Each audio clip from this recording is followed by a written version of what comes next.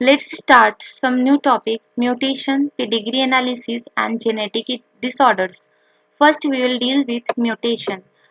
It is a sudden heritable change in a DNA sequence resulting in a change in the genotype and phenotype of an organism. See, what is mutation?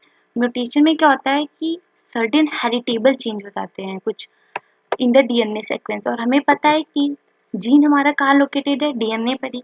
तो DNA के sequence में change होने से क्या होता है, हमारे gene में भी चेंजेस हो जाते हैं, एंड जीन ही कंट्रोल करता है हमारे gene phenotypic expression too. Due to the change in the gene, हमारे genotype as well as phenotype of an organism change हो जाते हैं। और म्यूटेशन के दो टाइप हैं, that is the point mutation and frame shift mutation.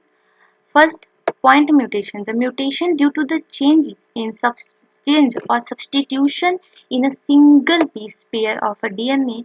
Example, sickle cell anemia. See, point mutation में क्या होता है कि हमारे जीन का सिंगल बेस पेयर, डीएनए में क्या होता है, सिंगल बेस पेयर दूसरे बेस पेयर द्वारा रिप्लेस कर दिया जाता है, that is called point mutation. इसका बेस्ट एग्जांपल है सिकल सेल एनीमिया। हमारी नॉर्मल जो सिकल सेल होती हैं, डीएनए होता है, उसमें जो जीन कंट्रोल करता है हमारे बीटा ग्लोबिन चेन की सिंथेसिस है, उस जीन के सीक्वेंस में सिंगल बेस पेयर का सब्स्टिट्यूशन हो जाता है।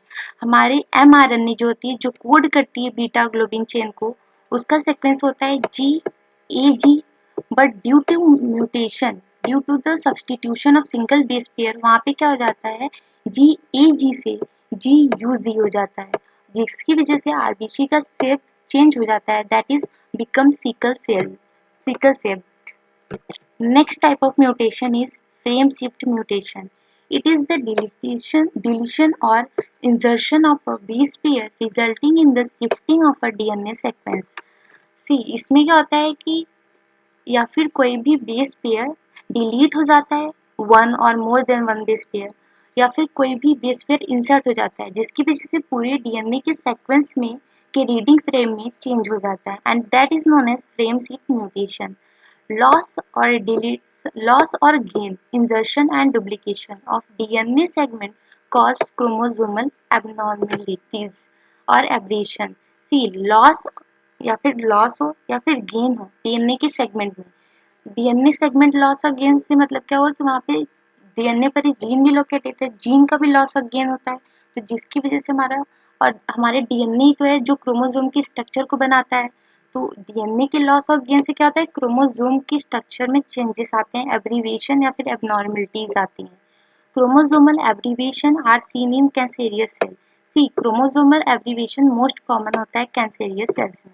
The agent which induce mutations are called mutagen, and the agent जो रिस्पॉन्सिबल है म्यूटेशन के लिए, उन्हें क्या कहते हैं, म्यूटाजेंस कहते हैं। दे इंक्लूड, और कुछ म्यूटाजेंस होते हैं उनके बारे में दिया है, that is physical mutagens and chemical mutagens. Physical mutagens क्या होते हैं, वो रेडिएशंस होते हैं like ultraviolet rays, alpha beta gamma and X raise.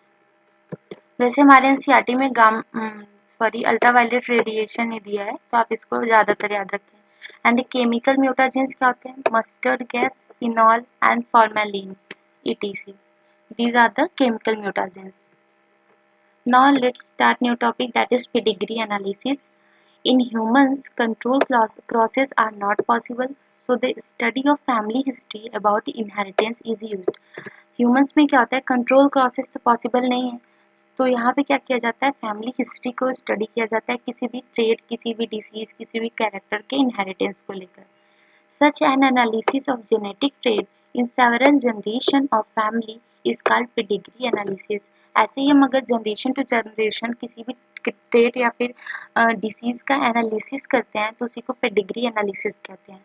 The representation और the chart showing the family history is called family tree and और pedigree. जो representation होता है जो कि हमारे फैमिली हिस्ट्री को शो करता है, उसे फैमिली ट्री या फिर पेडिग्री कहते हैं। In human genetics, pedigree study is utilized to trace the inheritance of specific trait, abnormalities and diseases. ये तो मैंने बताया है कि जो फैमिली की हिस्ट्री में कोई डिसीज का या फिर स्पेसिफिक कोई ट्रेट एबनॉर्मलिटीज का हमें स्टडी करना होता है तो हम ह्यूमन में पेडिग्री एनालिसिस का एक्सप्लॉइट करते हैं। कुछ सिंबल हैं जो पेडिग्री एनालिसिस में यूज होते हैं। लाइक मेल को रिप्रेजेंट करने के लिए दैट लाइक स्क्वायर बॉक्स को यूज किया जाता है एंड फीमेल के लिए एक सर्कल का यूज किया जाता है। एंड अगर सेक्स किसी भी का सेक्स अनस्पेसिफाइड है तो उसके लिए ये साइन का यूज किया जाता है। अफेक्टेड इंडिविजुअल के लिए वो ब्लैक कलर से डार्क कर दिया जाता है and that is affected male, that is affected female and affected unspecified child. Mating को डिनोट करने के लिए यहाँ पे एक एरो का हॉरिजॉन्टल एरो का यूज किया जाता है एंड मेटिंग बिटवीन रिलेटिव और कंजेनाइज मेटिंग, कॉन्सेगिनियस मेटिंग को डिनोट करने के लिए डबल एरो होता है, मतलब रिलेटेड मेटिंग के लिए। And parents above and below children है, ये शो कर रहा है and parents with affected male child and parents 5 unaffected offspring को शो करने के लिए ये साइन का यूज किया जाता है।